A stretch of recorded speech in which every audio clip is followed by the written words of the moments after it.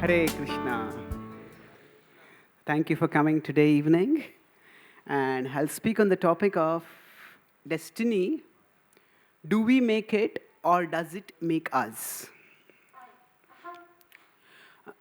I'll talk about this presentation in 4 parts using an acronym FATE. So we'll have to depend on fate whether the PowerPoint comes or not. So before we start, what do we mean by the word destiny? There are words equivalent to it in every tradition. We may use the word Daiva, Niyati, Kismat in various traditions. But the idea is that there are some factors beyond us which shape results for us. So the word destiny is used sometimes to refer to these factors. We can say the word destiny has 2 distinct meanings. One is that it can refer to some things that happen to us. So some things are beyond our control and some things happen to us. So we work very hard to achieve something, but something doesn't work. And they say, okay, destiny was not favorable. So some things are beyond our control. The other can be, say, if somebody is a very talented, promising person, maybe the popular sport in India is cricket. So, and I'm in America, most people think of cricket either as an insect or as a telephone network. Like we have Airtel and others, there's cricket as a network over there. Cricket as a sport is not known much over there. But still, if you consider cricket, if some player, young player shows a phenomenal amount of talent, and then maybe 5 years, 10 years down the line, that person becomes a glorious cricketer, champion cricketer, then we may say he has fulfilled his destiny. So the promise that he had earlier, he has fulfilled it now. So destiny can have both these meanings. Things that happen to us or things that we are meant to achieve. And then somebody succeeds in achieving them. Now when we talk about destiny, in these 2 senses, so do we make destiny or does it make us? And the answer, like for many such questions, lies both ways. So let me start with this acronym FATE, F-A-T-E. So fate is, first F is fact. If we look simply at the facts of life, we'll see that we all want to achieve certain things in life, but those achievements, the results, are not in our control. If we again consider something like sports, say cricket. Now, when I first went to Australia, I observed that Australian people in general were quite laid back. So I talked with devotees and other friends over there, and they said that if you know in India, India and Australia has a very intense cricket rivalry, probably second only to India and Pakistan. So, and there have been many unpleasant incidents also of sledging and accused cheating. So Australians are known to be quite aggressive and abrasive in their sledging. So they told me that Australians are laid back in everything except cricket. In cricket, they are very aggressive. And I think in the 1990s, early 2000, the Australian cricket team was on top of the world. They said they were in it to win it. And yet, there were many Australian cricketers who had their own quirky superstitions. There's an Australian batsman, Mark Taylor. Whenever he would go out to bat, first he would go to the pavilion restroom. And he would make sure that the lids of all the commodes were down. And then he would go out to bat. And if any time he got out early, then he would come back not to the pavilion, he would go to the restroom. And if any lid would be open, he would go and blast the other place. Why did you keep that open? Because of that I got out. Now, what has the position of the lid of the commode got to do with his batting? But, or for that matter, there was the Australian captain Steve Waugh. He would always keep a handkerchief in his pocket. And the handkerchief would be partially inside, partially outside. And he was a very good fielder, so if sometimes he would drop a catch, he would look down, has the handkerchief fallen off? How did I drop this catch? So now these were very talented, dedicated players who were on top of the world at that time. But still, even they understood that performance matters, but performance is not all that matters. Performance matters. Can you go ahead? Yeah. Go ahead. It's what we've been discussing. Yeah. Performance matters, but performance is not all that matters. There are things beyond our control. And these players, in their own quirky, idiosyncratic way, are trying to appease that unknown. So that unknown, that uncontrollable, will work in their favor, some way or the other. Another example we could use for this is if somebody is steering a boat or a ship in an ocean. The person at the helm of the boat has to be expert. At the same time, if a monster wave comes up, can just overturn the boat, or at least block the boat from going in that direction, no matter how much the person endeavors. I was just, as mentioned in the introduction, I came back from America, Canada. I was there for 3 months. And before that, I was in Australia and New Zealand for a month and a half. So I was told that in America, the number of students going from here has substantially decreased in the last 2-3 years. And students who have gone there, they are in tremendous anxiety because the prospects of getting a job there are much lesser. So many students from America are emigrating to Canada because Canada's immigration policies are relatively more open. So students may work very hard to achieve a particular career. But because of national politics or global economics, things change, then nothing can be done about it. Then you just have to move on with life, accepting that change reality. So our planning to build a particular career is like wanting to steer our boat. But the change in the global politics, global economics, or the national politics, that is like a monster wave hitting us. And that shapes, that affects what happens to us. We can't deny that. So if we consider the situation, how we drive is in our hand. How we drive, steer the boat is in our hands. But what kind of waves come, that is not in our hands. So there is, the fact of life is that there are things beyond our control. And those point to the role of destiny.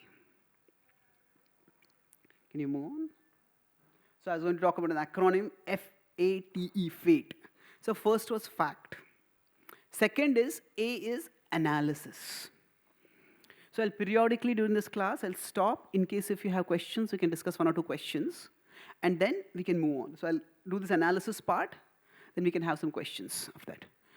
So broadly speaking, the Indian wisdom texts explain that our actions alone don't lead to the results. There is karma, daiva, and kala. Karma plus daiva plus kala together will lead to phala. Phala is the desired result. Or in English, you could put it as, we do our part, that is our duty, destiny, and duration.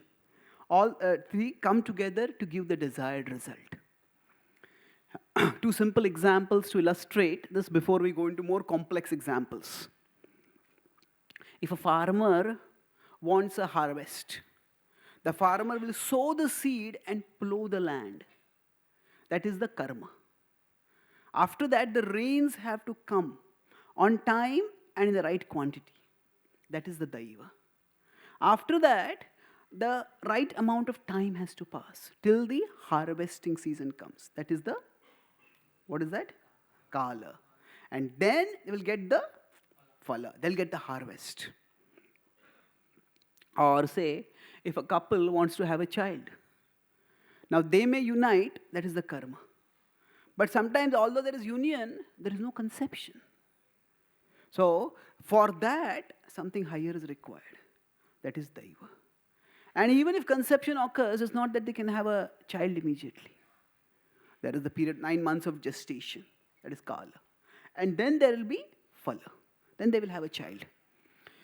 So, these three factors, karma, daiva, kala, all of them come together harmoniously, then we can get the desired result. You move ahead, please.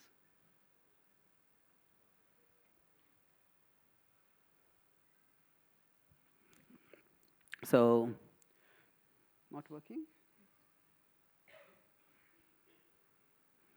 We depend on daiva again.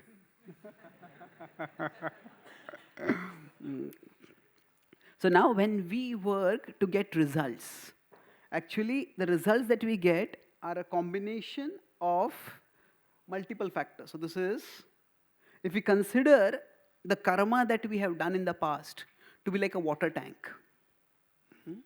Now in this water tank, there is an inflow. There is one area from which water is coming inside. And there's another area from which water is going outside. So now when the water comes inside, that is the karma that we are doing right now. So the actions that we are doing. The word karma, sometimes we use it in different senses. Sometimes we may say, okay, I am doing my karma well. Or if somebody is suffering terribly, oh, they are suffering bad karma. Now there we use the word karma to refer to the reactions of karma. So the water going in, you can visualize it, I think. Water going into the tank is like the karma that we are doing right now. And the results that we are getting, the phala, that is what we are experiencing. So if you want to envision this water tank, imagine that there is an opening from which the water comes inside. But from there are multiple pipelines. So one pipeline is such that water comes in from here and goes out straight to the exit. The second is that the water comes in, goes round, round, round, and then comes out. The third is water comes in, goes round and round and round and round for a long time, and then it comes out. And not only that, when the water goes in, this much little water may go inside, water may go in with a little force. But what may come out may not be only that water. There may be much more water that may come out. So that means, if we consider the total water in the water tank, that is like our destiny. That is Daiva. The water that is going in is the karma. And the water that is coming out is the phala. So the phala that we get is a complex combination of karma and daiva. And that there are different pipelines that indicates the kala factor. Sometimes the karma may come out immediately, sometimes after little time, sometimes after much more time. So let me give a few examples to illustrate this. Say, many people when they're driving, often people while driving also try to do multitasking. So sometimes while driving, we may be talking with someone on phone or even texting someone. And I was in America, so one of my friends there is a traffic cop. Many times when people drive, they think that we can break the rules, and if we are not caught, there is no problem. Once there was a person who was driving, and he was speeding way too much, and the cop pulled him over and said, "Didn't you see the speed limit? The speed limit was 60, he was driving at 90. Didn't you see the speed limit?" "Yes, I saw the speed limit. I just didn't see you."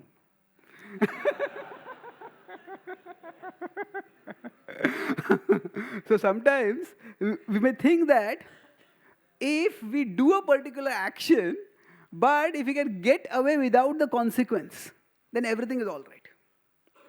And sometimes it may be all right. So this This friend was telling me that he had to pull over a young boy. Just a few months ago, he had got a license. And he was driving, and in America, baseball is quite big. So there's a baseball match going on, and he had kept his mobile on a stand in front of him, and he was driving and watching the baseball match. And something happened, and some unexpected move happened in that baseball match, and his attention got diverted. He started looking at the baseball match, and he was driving through a school area. And at that moment, suddenly a child ran over. And he saw the child running, and he tried to brake. But he was just a few moments late, and the child was knocked over. Child was injured, fortunately survived, but he got into a huge amount of legal trouble. Now somebody else may do the same thing, and they may not get into any trouble. They might just look at their phone and do something. It may not matter at all. So when we say it does not matter, all that it means is that the water going in is minor, and the water coming out is minor. But sometimes the water going in may be minor, a small quantity of water, but that may combine with a large quantity of water from another side. And that may cause a big problem. So imagine 3 people are walking along a road, and they're chatting, and none of them notices that there is some water that has spilled on the path. And as they all walking, all of them slip on the water. Now the first person is walking and there's a tree nearby. He just catches a branch and steadies himself. The second person slips and falls. It doesn't hurt himself much, only hurts his ego. But the third person slips and falls, and where that person's head hits the ground, there's a sharp rock over there. And he gets a brain hemorrhage. Now what happened over here? Their karma, all 3 of them were walking inattentively. But the karma alone doesn't determine the phala. Sometimes, by destiny, some small mistake may lead to a terrible consequence. And sometimes, a big mistake may also not lead to much of a consequence. Say, consider, for example, if we consider people in America consider that, oh, Indians are so primitive. You people had caste system, you people had untouchability. So, but in today's world, say if somebody becomes overweight or obese, they are treated like modern untouchables. People get into so many psychotic disorders just because they become overweight. Now normally we may say that if somebody eats a lot, they become overweight. But it is not always like that. There are genetic factors also involved. Sometimes some people may just eat normal, and still if they have some thyroid issues or some genetic predisposition, then their body may just balloon out. And somebody else, some people treat their tongue like a conveyor belt.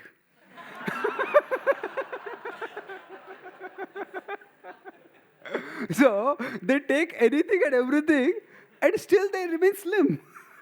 Nothing seems to happen to them. So that means that the karma that we are doing right now, that is the kind of food that we are eating, that alone doesn't determine the phala. There is a correlation, no doubt, but it's not a linear one-to-one correlation. Sometimes we may do a small karma, big phala. Sometimes big karma, no phala, or very small phala. So that's why once we start understanding destiny, we start making better sense of life. Can you go ahead? Yeah. So now we're continuing this point of analysis. There can be broadly 2 schools of thought. One is Karmavad and the other is Daivavad. Daivavad is the idea that Daiva alone determines everything. Nothing is in our control. Now, many traditional schools of thought were thought to be adhering to Daivavad. And this is heaped scorn upon in today's world. Today, in the modern times, and now the postmodern times, they're all characterized by karmavad. Karmavad means if you work hard, if you shed enough sweat, if you are smart enough, you can become the next wealthiest person in the world. So now Daivavad, it has its problems. Can you go ahead? Okay. So the Vedic understanding, sometimes people accuse the Indian thought system, they're also fatalistic. That's why I said the Britishers, such a small quantity came to India, and because the Indians were fatalistic, they just accepted British rule. Actually, it is not like that. If you look at the history of India, it has been a history of resistance. That's why Indian culture survived thousands and over 1,000 years of invasions. But some people think that actually the Vedic culture says nothing is in our control. But in fact, this was the argument which is given in the Mahabharata. But it is given by Dhritarashtra in the Mahabharata. We have to understand that everything in scripture is not the teaching of scripture. Everything in scripture is not the teaching of scripture. Because in scripture, sometimes there may be non-devotional, demonic characters also. And they may speak certain things. And if somebody quotes that, this is said in the Mahabharata. Yes, it is said in the Mahabharata and it is refuted in the Mahabharata. So, this is called cherry picking or quoting out of context to serve one's own purposes. Now, what happens is, before the Kurukshetra war, Vidur is trying to persuade Dhritarashtra. Stop your son Duryodhan from his self-destructive stubbornness. If he quotes war with the Pandavas, he will be destroyed. In fact, the whole Kuru dynasty will be destroyed. At that time, Dhritarashtra tries to rationalize. Rationalize. You know what is the spelling of rationalize? Rationalies. Rational lies. So rational lies. People try to rationalize means they try to tell a lie and try to use rationality to prove it is right. So that's what Dhritarashtra did. And he said that, if it is the will of Almighty Destiny that our dynasty be destroyed, then who am I, a tiny mortal, to come in the way of Almighty Destiny? At that time, Vidur cuts through the illusions of Dhritarashtra and makes the statement. Destiny determines the consequences of our actions, not our actions themselves. So, destiny determines not our karma. It determines the phala. Whether we do the karma or not is in our hands. It is not in destiny's hands. About 20 years ago, when I started first giving class, 25 years ago, I started giving classes. So, one of my mentors gave me 10 guidelines of how to give classes. And the last guideline was, depend on Krishna. But in bracket, depend on Krishna, but only after you have prepared. So, if I depend on Krishna, I don't prepare at all. I say, whatever comes out will be destiny. Now, whatever comes out will not be destiny, it will be my responsibility and my stupidity.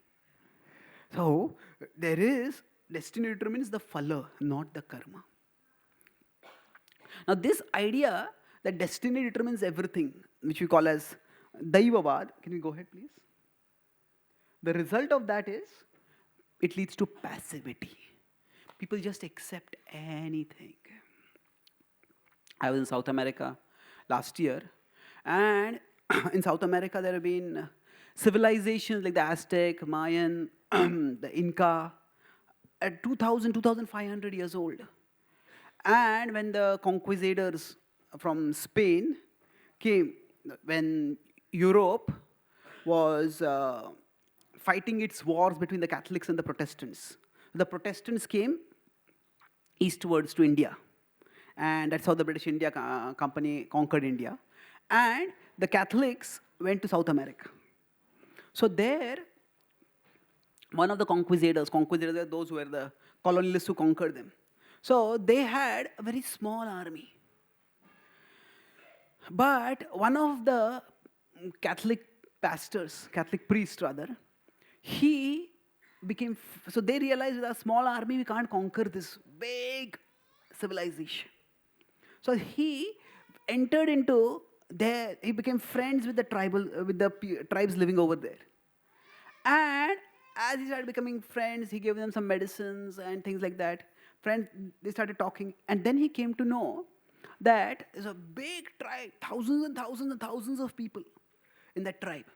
And they had a belief that on a no moon night, if a white horse without any rider comes running into their village, then that signifies that in the future a big army will come and which will defeat us. So as soon as this priest came to know about this, he sent information to the Spanish conquistadors. And then on that night, just at the outskirts of the village, they brought a white horse. And they just guided the horse, and the horse was coming on the horseback, led by someone till the outskirts. But then the last few hundred yards, the horse ran in on a no moon night into the village. And when the villagers saw this, the next day, just an army of few hundred colonialists came over there. And this huge tribe surrendered. And not only they surrendered, so within 2 years, a civilization that was 2,000 years old was eliminated. It no longer existed. So this is, if somebody starts giving too much credence to destiny and thinks that nothing is in our hands, then that can lead to passivity, that can lead to atrocity, that can lead to abuse. And that definitely is unwanted. However, this does not mean that Karmavad alone is good. Karmavad has its own flip side also. When we think that we alone determine the results of our actions, then sometimes when factors beyond us shape the results, then we needlessly start blaming ourselves. We needlessly start blaming ourselves and beating ourselves down. I was in central New Jersey, and there's an area where there are $1 million mansions or houses. And these are all the houses of people who, many of them, they were houses of people who were staying in who were working in the Twin Towers. Very wealthy. And when the Twin Towers fell, some of them, they were trapped over there and they died. But many others, their offices, their companies, everything collapsed. And some of them sank into depression, some of them committed suicide. Now, they had built a big career for themselves. And this thing happened, they were not responsible for that. Some antisocial elements came and blew it up. But if they start beating themselves up for that, that leads to depression, that leads to self-destruction. So, sometimes, despite our best efforts, results don't come. And if they don't come, there is no need to blame ourselves. Mental health problems are a huge problem in the Western world and in the westernized world. About 1 million people commit suicide every year. So 1 million figure means it is about one suicide every 40 seconds. That means since we started this discussion, 45 people have committed suicide. This is more than the number of people who are killed in wars, murders, and all kinds of terrorist attacks combined together. More than the number of people who are being killed by others are the people who are killing themselves. Now, of course, suicide is a complex subject, but one common reason for suicide is that when people feel that life is hopeless. And why do they feel life is hopeless? Because some things have gone wrong in their life. Just because some things have gone wrong in our life doesn't mean everything is going to go wrong in our life. There are many things that have gone right in our life also, and many will go right also. When we believe in Karmavad, then failure becomes not a practical problem, it becomes an existential problem. Means if I want to pass an exam and somehow if I want to crack this exam, I want to get into this college. Now I may study very well, but sometimes in colleges, if that year there are many other talented students and I get a high percentage, but others get higher percentage than me, then what can I do? So then either you can get into depression and you beat yourself up, or accept and move on. So a lot of mental health problems come because we beat ourselves up for things that are not in our control. So Karmavad can also be equally damaging. And the balanced understanding is karma and daiva. Both move together in helping us to attain the phala. So any questions till this point?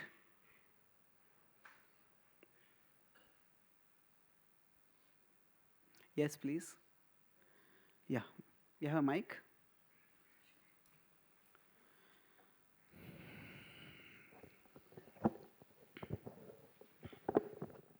Hare Krishna Prabhu. Thank you.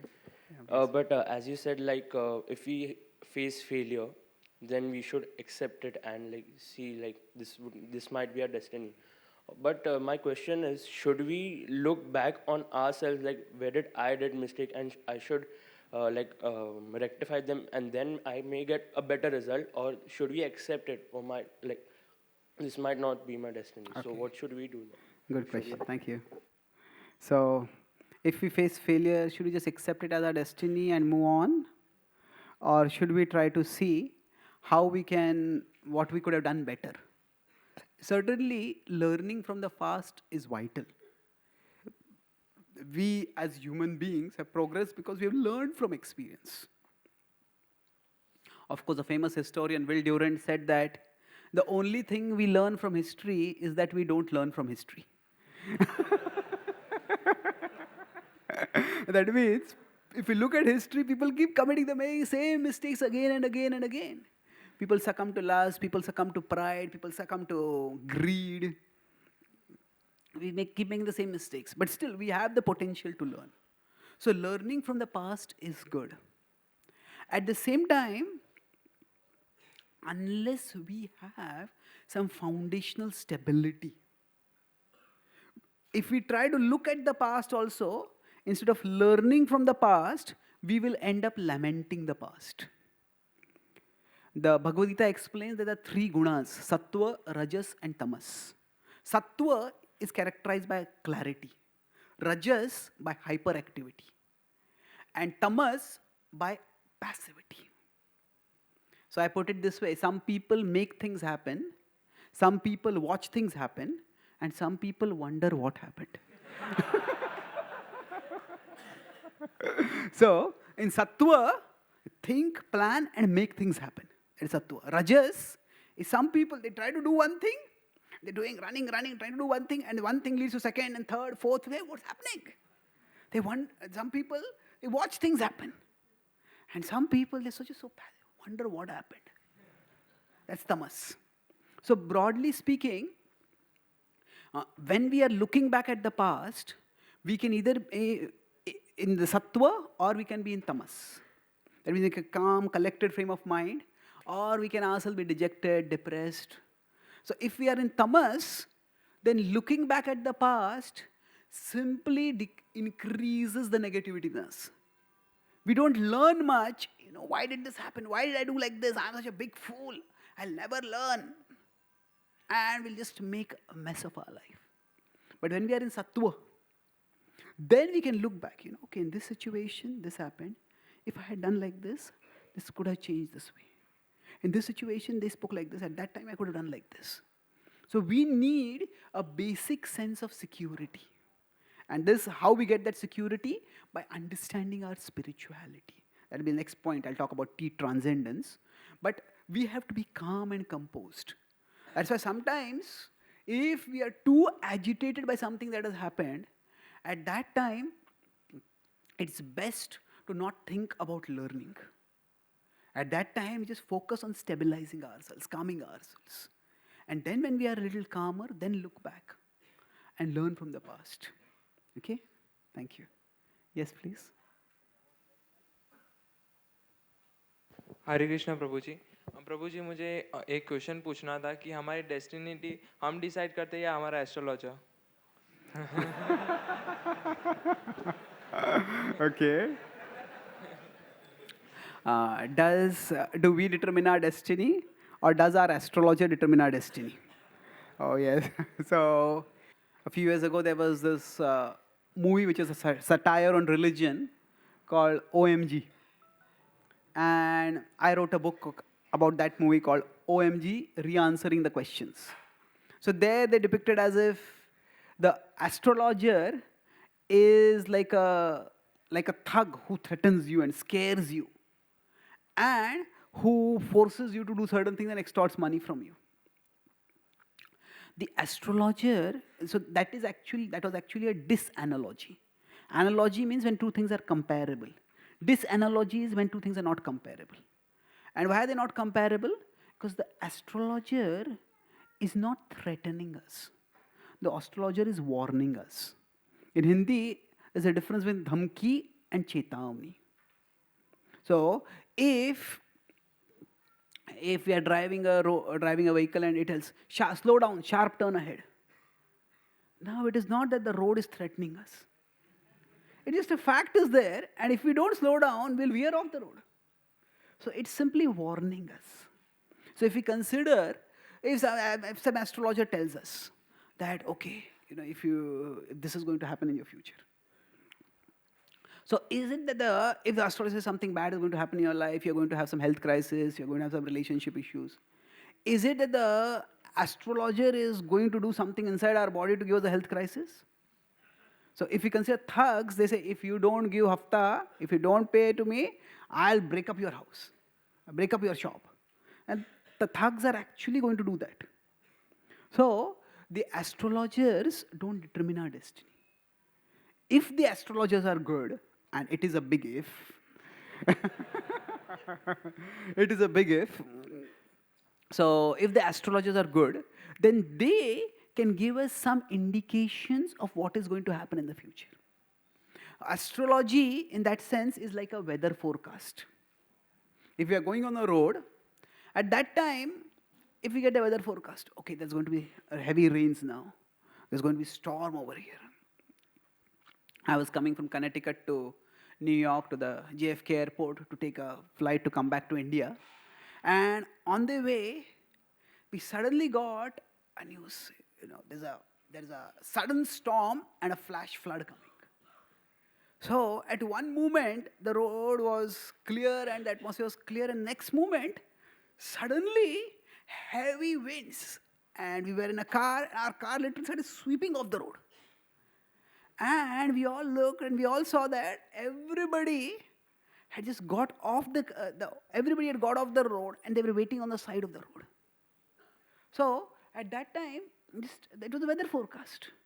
And we got the news and we all stopped. So a weather forecast does not cause the weather. The weather forecast only informs us about the weather. So now, of course, weather forecast can also go wrong many times. And astrological forecasts can also go wrong. So astrological forecasts, based on the position of the celestial bodies, can point us towards certain things that are going to happen in our life. And that can prepare us better. Sometimes if you're just going for a casual ride and you say, oh, there's going to be a heavy storm, better let me not go in this direction. Sometimes we may decide that I have to go, this is very important for me. So even storm, I'll go, but I'll go carefully. The same way astrology can tell us certain things, and then we can respond appropriately. Okay? Thank you. So we'll move ahead, and we can have more questions towards the end. So I talked about FATE. What was F? Fact. The fact is simply that There are things beyond our control. A was analysis. That means that there is, okay, what is beyond my control? How does it determine the result? Karma, Daiva and Kala leads to Phala.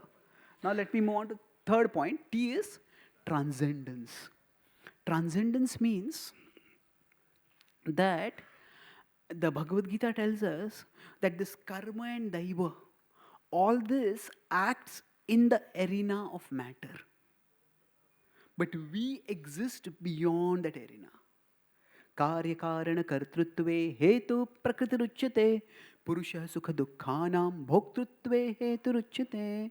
In 13.21 in the Bhagavad Gita, Krishna says that a cause and effect, action and reaction, they all occur in the domain of matter, prakriti.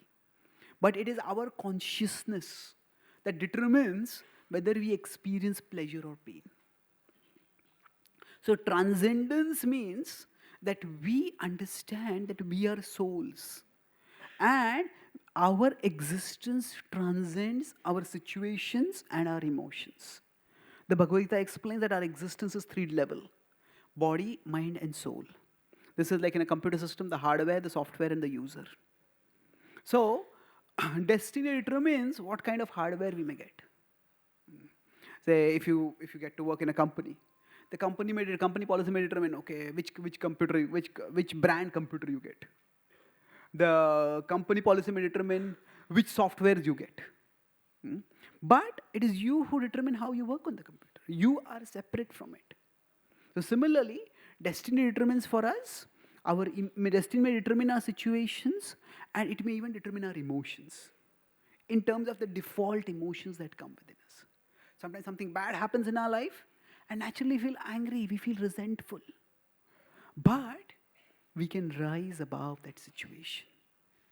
We can consider, okay, the situation has come in my life, this emotion has come in my life, but I am different from it.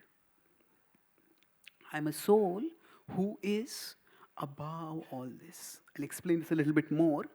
But the essential point is, if you go back to the example of steering a ship.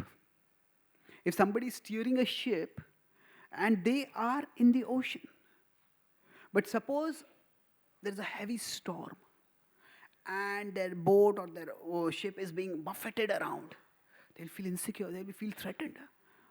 I may be knocked over. But if above there is a rescue helicopter and the rescue helicopter throws a rope down and they catch hold of the rope or they tie the rope around their waist. Now they're still trying to manage the ship. But they know if this boat goes out of control, and I'll be pulled up.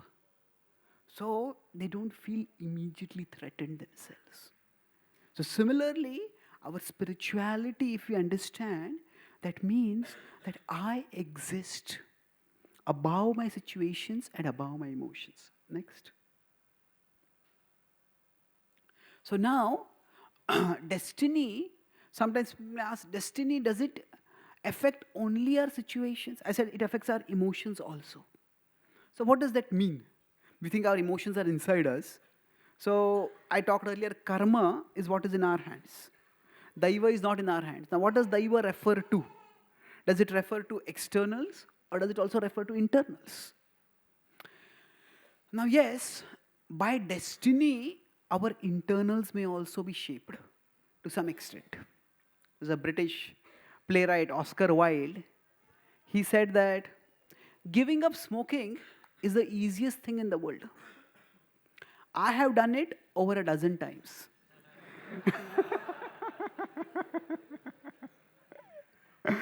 That means he gave up smoking, but smoking didn't give him up. So what do we mean by this? This means that sometimes based on our past actions, certain emotions may just be our default dispositions.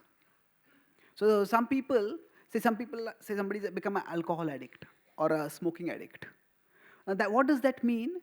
That means that thought of drinking or smoking just pops up within them repeatedly, again and again and again. Now that doesn't necessarily mean they have to drink. But that is the thought that pops up. An example to illustrate this point. So, say somebody has visited a particular site repeatedly on their device. Say suppose somebody has visited Bollywood.com.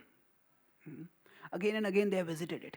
And then they come for a spiritual program like this, and they hear about the Bhagavad Gita, and they think, this Bhagavad Gita seems very interesting. Let me read about it. And they open their browser, and they want to type Bhagavad Gita. And they type B. And what happens? Bollywood comes up. Now, they didn't want to go to Bollywood, at least not then. But because of the past choices, that's what comes up. Now, this doesn't mean that they have to visit Bollywood. They can still type Bhagavad Gita and go to bhagavadgita.com. But in that situation, Bollywood will what is come as autocomplete. So similarly for us, based on the kind of actions that we have done in the past, there are the actions that we have done in the past, they get stored as impressions in our mind. And those impressions come as propositions. Just like if we visit a particular site repeatedly, that gets stored as a preference, and that comes as an autocomplete. So similarly, for us, based on the kind of emotions that we have cultivated or we have given into, so we may get that kind of emotions repeatedly. So sometimes people ask, is this glass half full or half empty? Sometimes when people ask this question, we may feel like looking, is there enough water to throw on the head of the person who's asking this stupid question? So, it's such a banal question. Some people say, don't see that the glass is half empty, see that the glass is half full. It seems nice, but people who have been habituated to thinking negatively, they will by default think negatively. So some people find solution to every problem. And some people find problem with every solution. Now, it's not that either of them is bad. If people keep simply thinking unrealistically of solutions and don't acknowledge the gravity of the problem, that can also be a big problem. In 2006, 2007, when this big recession hit the world, that was one reason was unrealistic optimism. That people had no money and still they were taking big loans to have big houses. I thought somehow we will be able to fill it. We will be able to give the premiums. And then when that went beyond a limit, the whole economy crashed. The domino effect. So it's not that negative thinking is bad. Some people are by nature cautious. So they'll always, if you give a solution, they look at the problems. There is a default disposition that all of us have. That is not the problem. It is when we make the default disposition our only disposition, then it becomes a fault. So some of us will naturally be creative and we look for solutions. That's good. But then we have to look at the problems for the solutions also, with the solutions also, so that we are realistic. Some of us will always be cautious. But if you're always cautious and we don't do anything, then that's also not good. So for some of us, a particular option may come as a default within us. Now we have to recognize what is the nature of the default option and then use our intelligence to evaluate how I should act. So some of us may be, as I said, optimistic, some of us may be a little pessimistic, some of us may tend to get depressed easily, some of us may get angry easily, some of us may be a little more sentimental, some of us may be a little more rational. All these are dispositions. So they affect the scope of our free will. Scope of our free will means that this is the way we will think. But that doesn't mean that is the only way we will think. That is what will come as the default. But then we can, within that default, we can consciously choose. Krishna gives the example in the Bhagavad Gita for this. Yatha akasha sthito nityam vayu sarvatra go mahan tatha sarvani bhutani matsthani tyupadharaya. In 9.6 he says that just as within the sky the wind moves. If you envision the sky to be like an upside down bowl, then within that the wind moves. So like that, our past determines, our destiny determines the scope. This is the area within which you can. But within that, all of us can move. So this is understanding. When we understand that we are transcendental, we understand that actually destiny may restrict what all things I can do. Certain ideas maybe just come up as default for me, but within that I can choose. And this understanding is empowering. Can you go ahead? So even if we can't progress materially, we can still progress spiritually.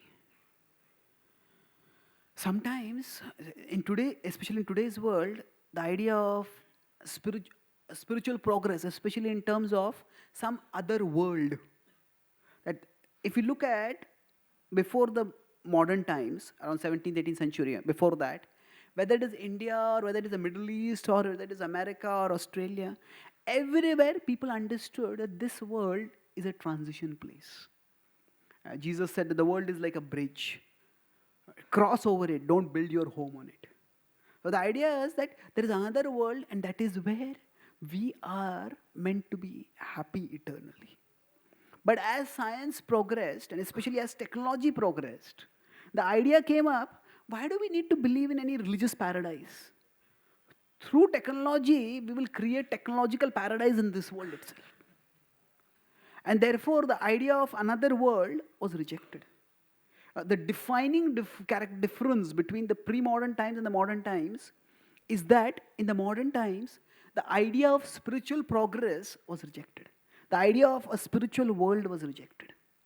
And thus, all progress was thought to be material progress.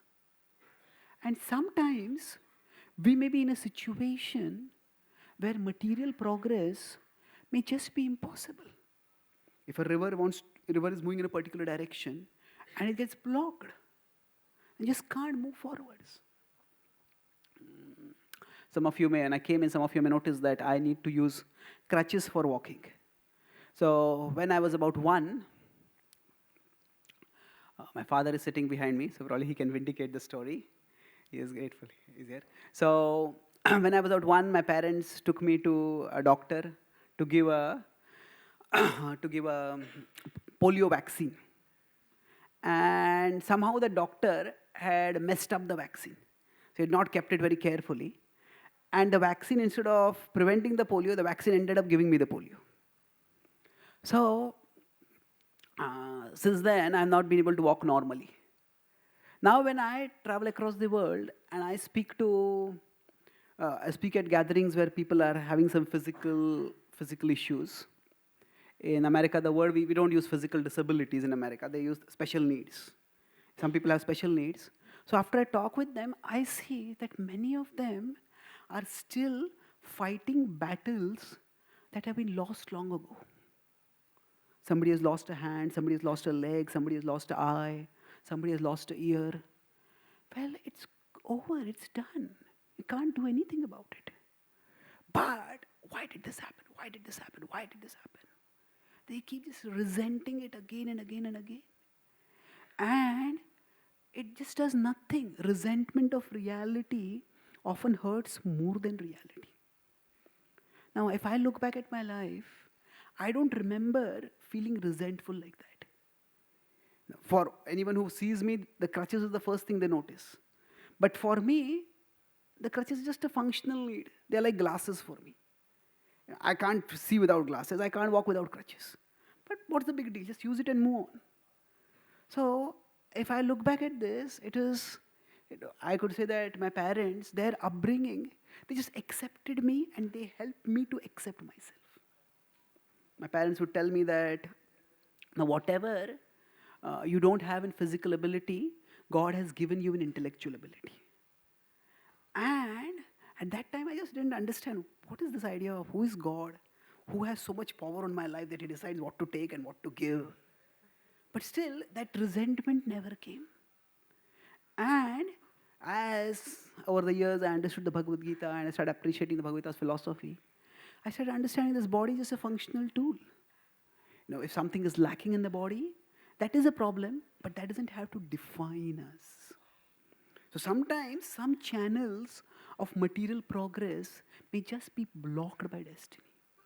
If you just keep pushing, It just hurts us. But if we understand this is blocked, but there are other channels that are still open. This channel is blocked. When a river has to move towards the ocean, the river's purpose is fixed. The river's path is not fixed. If this path gets blocked, the river will find some other path to move on. So our spirituality helps us to understand that we are bigger than our situations. So if certain situations block us, we don't keep insisting, "Oh, this way, this has to happen this way only. Why not this way?" If it is not happening, just give up. No, find some other way and move on. So that's how we can grow in our spiritual life. I was in Canada, I have written a book on reincarnation. So one boy asked a question to me after a class. He said that, "I want to marry a particular girl, but somehow our parents are not agreeing. So I can't marry her. But what karma can I do in this life so that I can marry her in my next life?"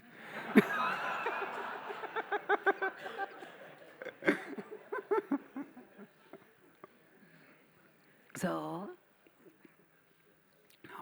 there is actually, Bollywood has taken the concept of reincarnation and has romanticized it. So many people, when they talk about, I wrote this book on reincarnation, and the most common question people ask is about soulmates. Do all of us have a soulmate? So I usually answer, let's focus on the soul first, then the mate.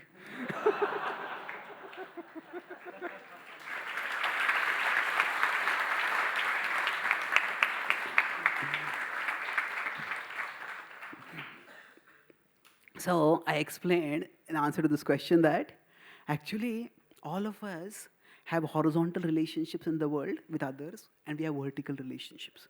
A vertical relationship is with God, with Krishna. And depending on circumstances, depending on destiny, sometimes some horizontal relationships work out, and sometimes some horizontal relationships just don't work. So if a particular horizontal relationship doesn't work, that is not the end of the world.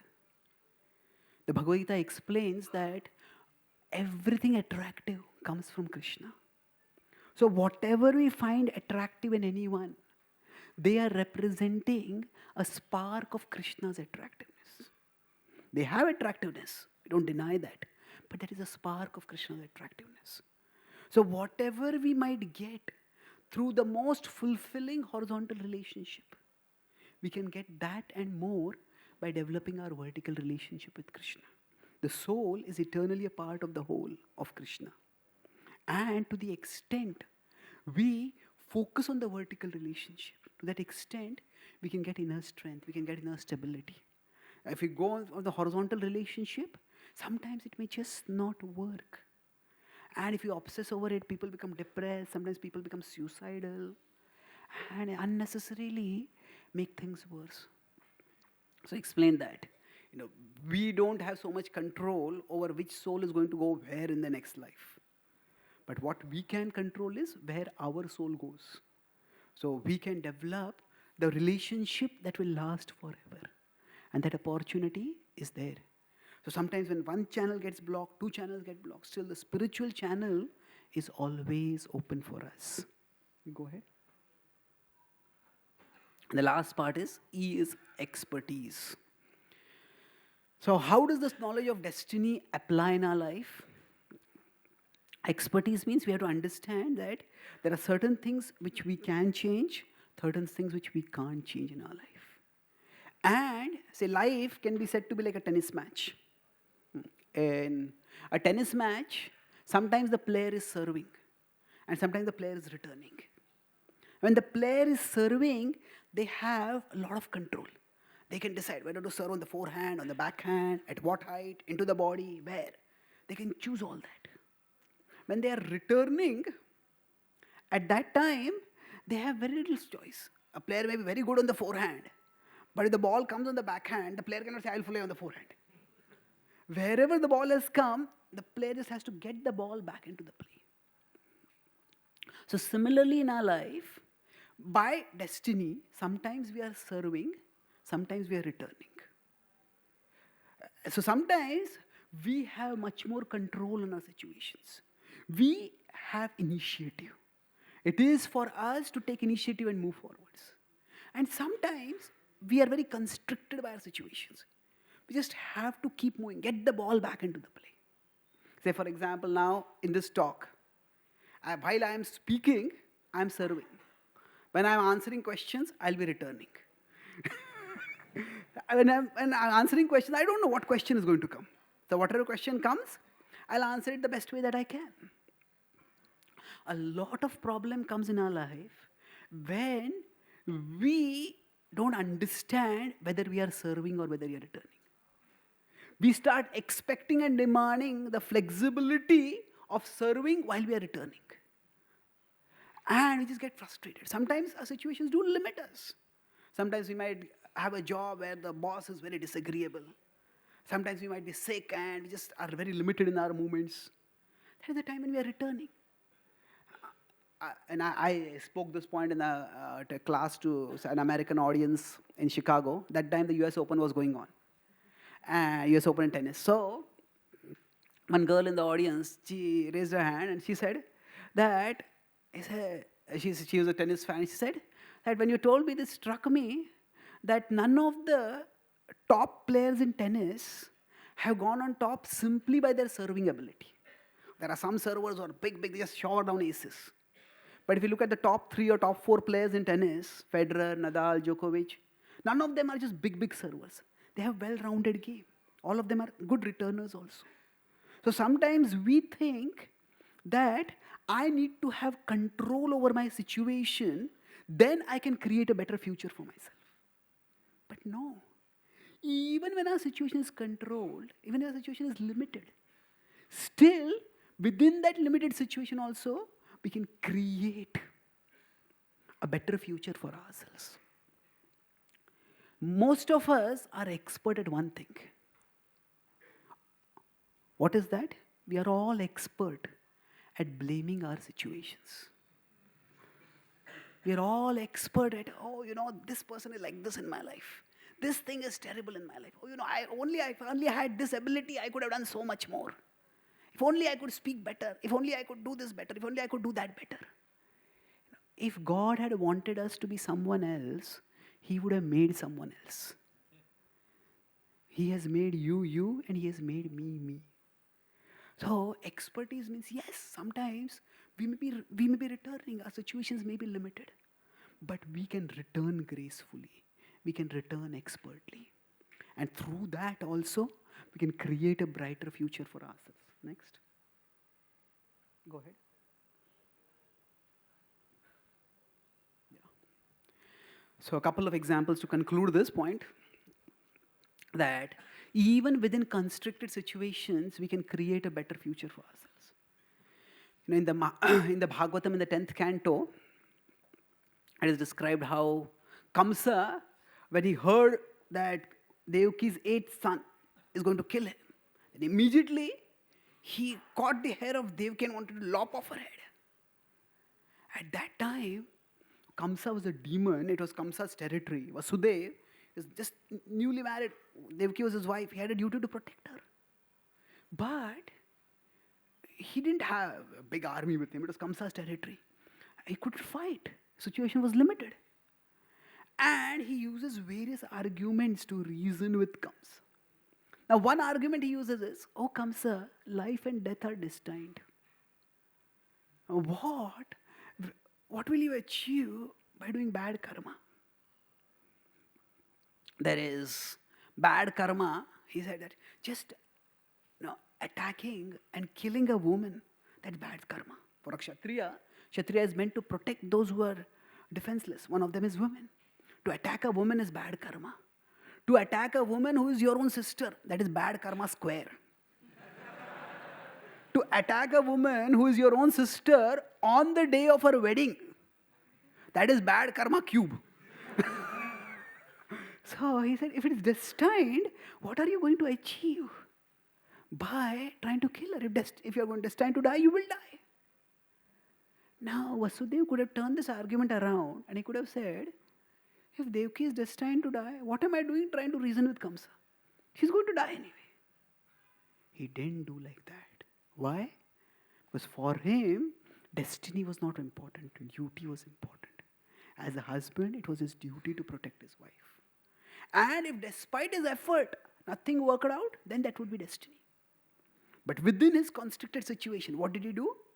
He expertly reasoned with him and he bought time. So, okay, don't kill Devaki.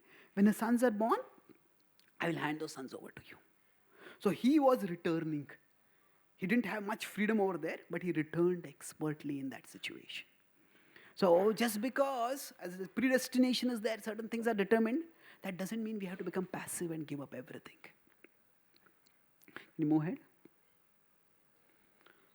So I've talked about this concept of destiny elaborately on my new book on the Ramayana, Wisdom from Ramayana. So there I explained this.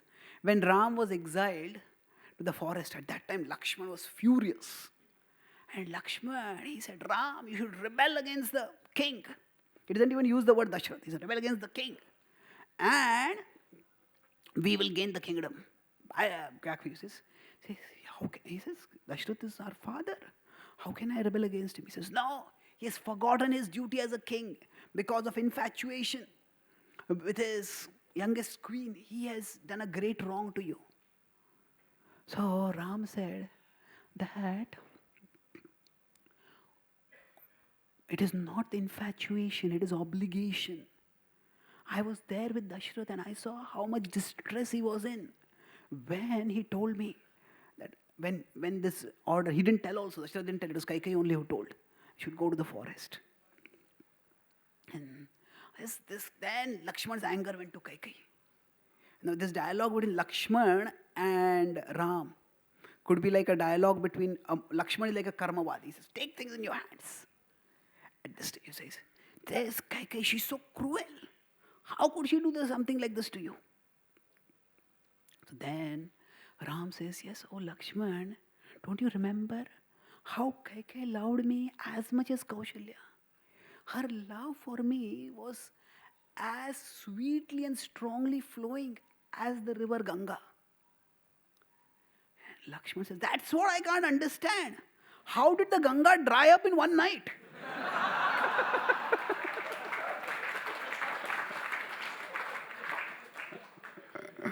Then Ram says, that's why when I saw the change in her mood, I understood that this cannot happen ordinarily. This must be the will of destiny.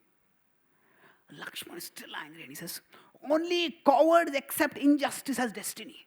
He says, heroes fight against injustice and get their rights. And Ram says, oh Lakshman, what is right for me here? He said, I was ready to ascend the throne as a duty to my father. And now I'm going to the forest as a duty to my father. So it is my duty that I am doing either way. That is the right thing for me. And gradually Lakshman calmed down. So here, when Ram was being exiled, Ram accepted the exile as destiny. But when Sita was abducted, Ram didn't think, oh, it is the will of destiny, she's abducted. At that time, they didn't have emails or Google or anything. They didn't even know where Sita was. He had to gather an army, walk thousands of miles, fight against formidable opponents, and through it all he got Sita back. So why? Because he was focused on his duty. The duty is, as a king, I'm meant to protect my queen. And he fought and got her back.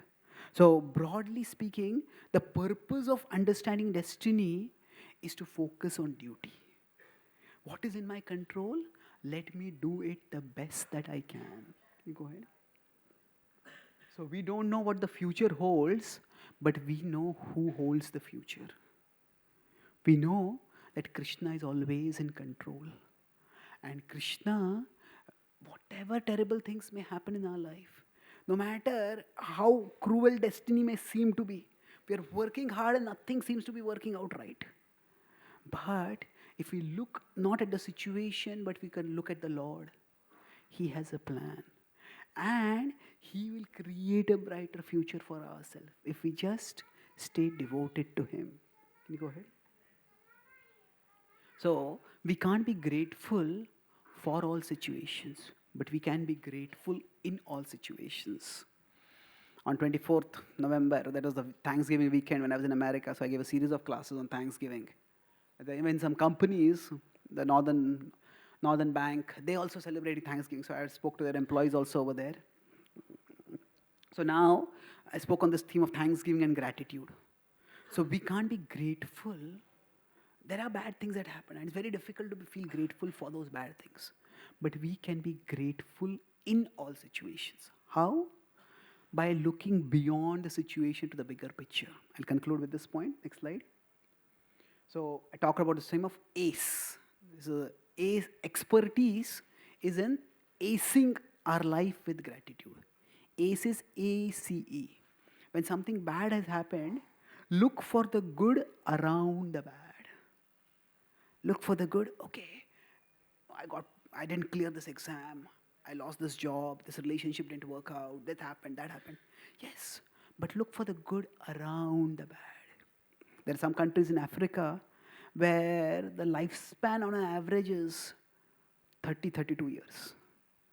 The most of us may be older than that. So we are alive. That itself is a blessing. So the very fact that we are alive means many things have gone right in our life. So look for the good around the bad. If we make a habit of counting our blessings, we will see that destiny has worked favorably for us also in the past. Whenever we have attained some success in our life, it's not just our own effort. Yes, our effort is important, but there are many other factors which worked out right. That's how we got the result. So you can look at all the times when things have worked out right. Count our blessings. Then that will help us avoid the negativity. Look for the good around the bad. Then look for the good that helps us to counter the bad. Counter the bad means suppose we got a disease. Then we can say, okay, I've got the disease, but overall my body's health is good. Now, the disease is curable. I've got a good doctor. I have a supportive family. I have a community that's willing to assist me. So look at the good that can help us specifically to counter the bad. The bad is there, but destiny has also created all these positive resources for us by which we can we can use these resources for countering the bad. And then lastly, look for the good that may emerge from the bad. Life is a multi-act play. And sometimes by destiny, the present stage, the present act in the play might be very negative. But in the future, many positives may come about. So we need to just persevere. Look for the good that may emerge from the bad. When first time I went to America, in 2015, I went to university and I gave a talk on regulating our mental diet. I talked about how we need to be careful what inputs we give to our mind. So after that, one American boy came and talked with me, and he said, just before this class, I was contemplating suicide. I had been in a relationship with a girl and she had broken up and I was depressed. As I was walking along gloomily in the campus, that time suddenly, I saw this poster of the program. And something within me said, just go for this program. And when he came for the program, and he said, now I understand, it is not I who want to commit suicide. It is my mind which is prompting, commit suicide, commit suicide, commit suicide. I told him, this is literally a life-saving insight for you. I encouraged him to read the Bhagavad Gita. The Bhagavad Gita as it is, Srila Prabhupada has given us. I also write on the Bhagavad Gita every day at a website, gitadaily.com. Daily 300-word meditation. It's also available in audio video. I encourage him to read that. And every year, once or twice, when I go to America and I go to that university, I talk with him. So recently, when I had gone again to that uni, he met me. And he told me, again, he had gone through the same situation. He had been in a steady relationship, And suddenly that girl unilaterally broke up with him. She says, I don't want to be with you. I'm blocking you. Don't try to contact me. He just was so shocked by that. He just went straight to his room. And he went straight to his room and he locked the door. He pulled down the drapes in the windows, closed the windows, turned off the lights. And over these years, he had been practicing Bhakti Yoga at the local Bhakti Yoga club. And he liked music. He liked to play a violin and sing. He used to participate in local kirtans over there. So as he closed everything, suddenly something within him prompted him. He just went nearby, picked up his violin, and started singing Hare Krishna. He told me, he said, I sang Hare Krishna for 6 hours continuously, all alone, pouring out my heart. And he said, at that time, I felt as if I was bathed in some sublime light. I felt as if I was embraced by a very comforting presence. I experienced God. What could have been a very depressing time in his life became one of the most enriching experiences of his life. And that transformation happened because he turned towards Krishna, because he took shelter of Krishna.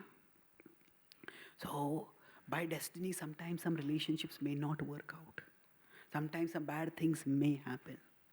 But if we take shelter of Krishna, then he will guide us to a bright future, even if the present is bad. The last slide. Whatever karma may get us to, Krishna will get us through. What?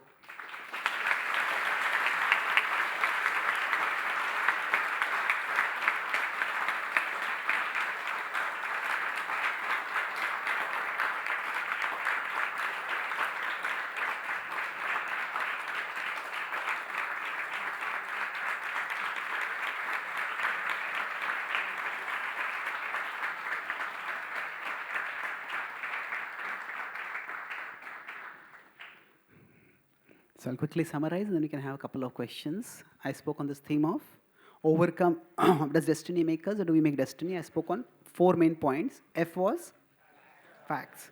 There are things beyond our control. Performance matters, but performance is not all that matters.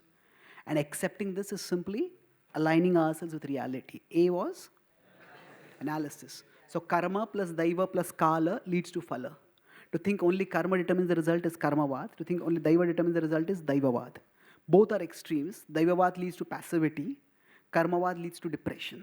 Because we beat ourselves up for things that are not in our control. Then what was T was transcendence.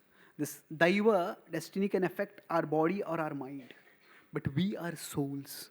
And by realizing our spirituality, we can get strength even amidst difficult situations. And E was expertise. That means understand when we are serving or when we are returning. Even if our situations limit us, we can expertly work within those limited situations. And if we lift our vision up to Krishna, then he holds the future. And he can help us to create a better future for ourselves. When we feel destiny is unfair and bad things are happening in our life, we can ace our life with gratitude. We can't be grateful in all situations.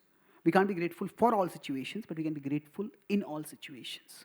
How? By looking for the good around the bad, looking for the good that helps us to counter the bad, and looking for the good that may emerge from the bad. And whatever karma may get us to, Krishna will get us through. Thank you. There's a question there? So, yeah. Yes, please.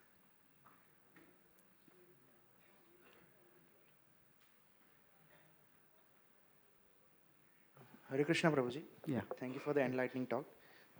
My question is related to one of the famous personality from the world history, that is Sir Abraham Lincoln. His life, if we see, is born into poverty, lost his girlfriend at a very early age, failed in his 2 businesses, failed 7 times in the US presidential election, and then went on after when his friends told him that you should quit on this venture and look into something else, but he still went on and became the US president in his 8th attempt. He never gave up. So when destiny, does it see that if someone is so much determined, goal oriented and sees one's resilience, even destiny does she changes her plan? Okay, good question. So, if we consider the example of Abraham Lincoln, he had many, many reversals, but you can sit, thank you. So, he had many, many reversals till he firstly persevered and eventually succeeded. So, does the destiny change if we persevere?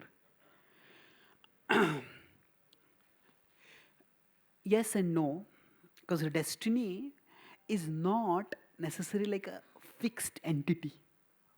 As I said, our present actions and our past actions, our present karma and our past karma, both combine together to give us the phala.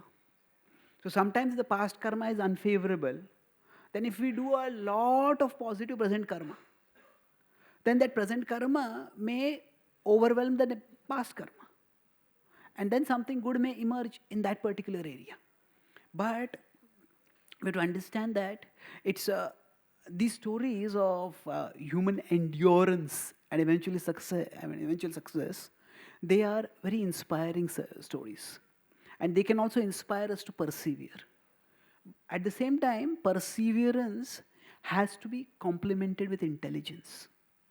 That means that sometimes we may have some innate abilities, but situations may themselves not be favorable, and that's why those abilities are not leading to a positive result for us. Then we may decide, I can persevere in this field. But sometimes some people may just not have certain abilities. And then at that time, you have to accept reality. So it requires intelligence to understand which battles to keep fighting and which battles to let go. So for example, if we consider the greatest cricketer in Indian history or world history, Sachin Tendulkar, at one time in his life, he actually wanted to become a fast bowler, medium pacer. And he was training that, or at least an all-rounder. And then during a bowling coaching session that he had, bowling camp he had, an Australian bowler told him, you've concentrated on your batting. And he accepted. And he went on to become a legendary batsman. So he could have persevered. No, I will bowl. Well, maybe he could have become a good bowler. We don't know. But his strength, his talent was in batting. So we have to see when things are not working out, what is the reason for it? Sometimes we may just not have certain abilities. And it is not wrong to admit that. So somebody might just be, some people may just be tone deaf. They just don't understand any music at all. And if that person who is tone deaf thinks that I'm going to become a professional musician, I'm going to become the next Beethoven or next Mozart or whatever, well, that is an unrealistic expectation. So we can look, if we are very strongly driven, inspired to do something, and we also have the ability to do that. But situations are not favorable. Then we may decide to persevere. In principle, we never lose hope. It's like the river always wants to go towards the ocean. But whether the river should keep persevering in that particular path only and erode or grind down the blockage and then go through that path, or take some other path, that is something which has to be intelligently decided. So we should persevere, but it's not necessary that we have to keep repeating the same thing again and again, hoping that that particular avenue may work out. Sometimes one door in life may be closed, and we keep pushing, and that door opens eventually. Sometimes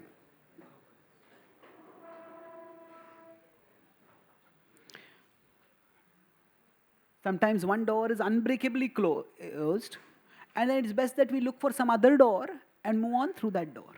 Okay? Thank you. Hare Krishna. Someone who has not asked till now? Yeah?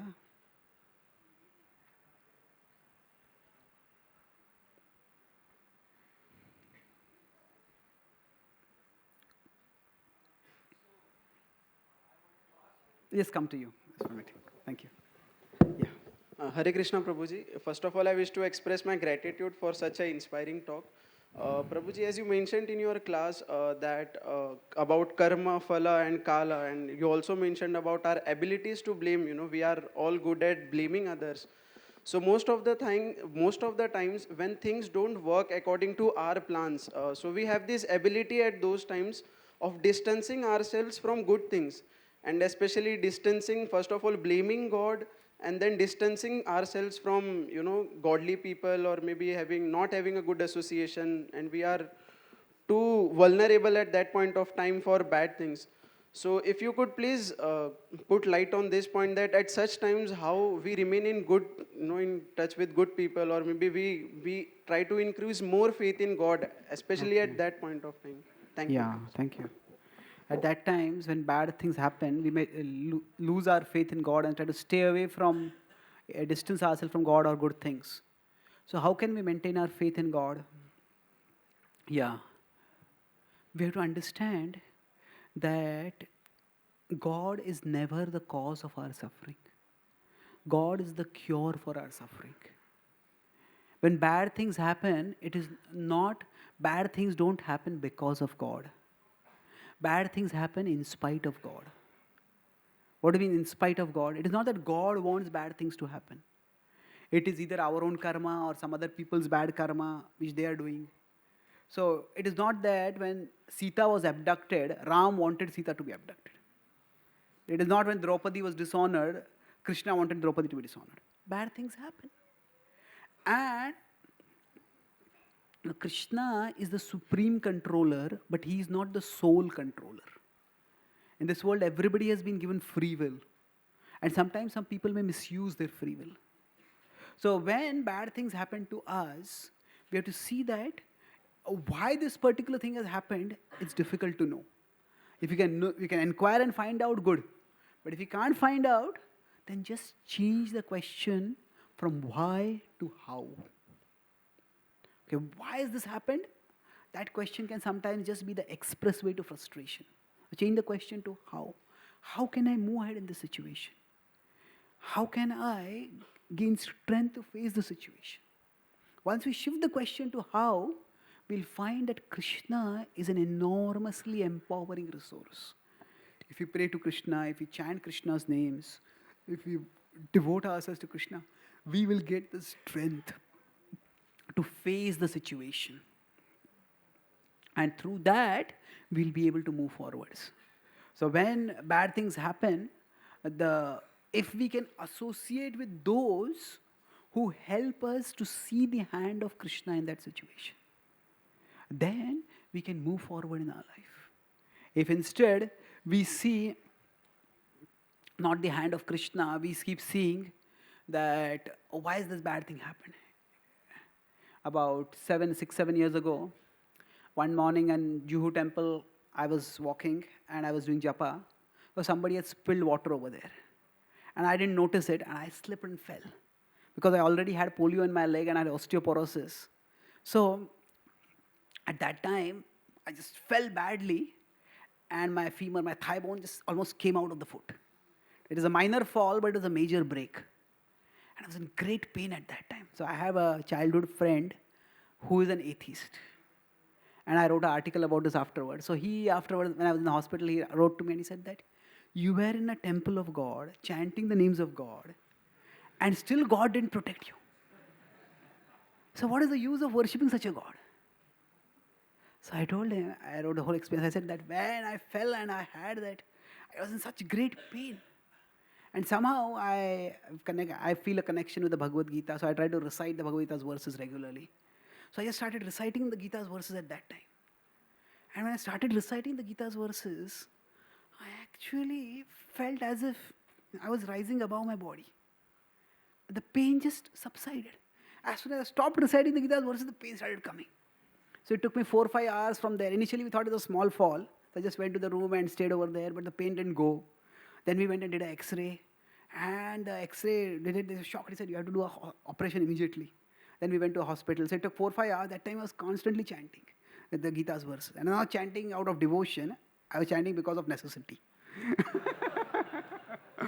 But that time, I got this experience that although physically there was pain, I was lifted above that pain by absorption in Krishna. So, why that happened, I don't know. But Krishna is the cure for our suffering. I experience that even in great bodily pain, if I can absorb myself in Krishna, I can rise above the situation. So, if instead of demanding the answer, why did this happen? If we just change the question from why to how, then we'll find that Krishna can be a very powerful resource for us to face the situation. And thus, our faith in Krishna can actually become stronger even through difficulties. I write some poems sometimes. So, I wrote once a Hindi poem. Aaye sankat to hua sakshatkar, aaye sankat to hua sakshatkar, बिना भक्ति के कैसा करता इन्हें पार, बिना भक्ति का कैसा करता इन्हें पार. Okay. Thank you.